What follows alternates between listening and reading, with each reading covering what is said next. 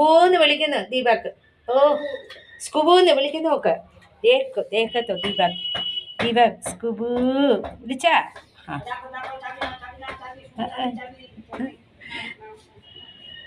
താക്കോല എടുക്കാൻ പറഞ്ഞാണ് അവൻ.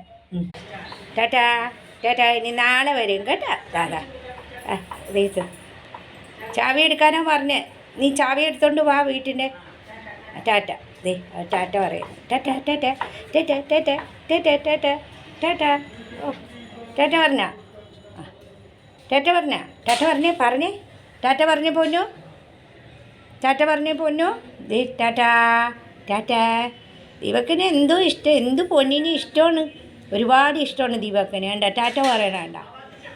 ഹവാ തേച്ചേ.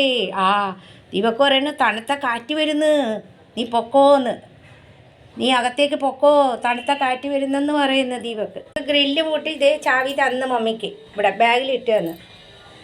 പോവാമോ? ആ തണുത്ത കാറ്റ് വാ, ഡാഡ വരുമ്പോൾ വരാം ചാവി കൊടുക്കാൻ. കയറി.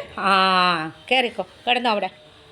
ഈ ജനലടക്കാൻ നല്ല കാറ്റ്. പൊന്നാനേ നമ്മുടെ പൊന്നാനേ, അച്ഛ വരുമ്പോൾ എണീറ്റാൽ മതി കേട്ടാ.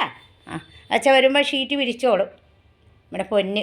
ദീപക്ക് പറഞ്ഞില്ലേ തണുത്ത കാറ്റാണ്, മോൻ ചെന്ന് കിടന്നോന്ന് ദീപക്ക് പറഞ്ഞു.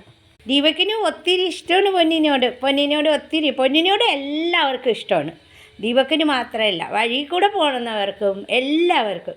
കാലുവിന് ചോട്ടാ കാലുവിനും ഒക്കെ ഇഷ്ടമാണ്. അമ്മിക്ക് ഇഷ്ടമാണ്, അമ്മയുടെ പൊന്നാരയില്ലേ, അച്ഛക്ക് ഇഷ്ടമാണ്, ചേച്ചിക്ക് ഇഷ്ടമാണ്, ചേട്ടന് ഇഷ്ടമാണ്, വഴി കൂടെ പോകുന്ന എല്ലാ അങ്കിളും ആൻറ്റിമാർക്കും ഇഷ്ടമാണ്, കുഞ്ഞുങ്ങൾക്ക് ഇഷ്ടമാണ്.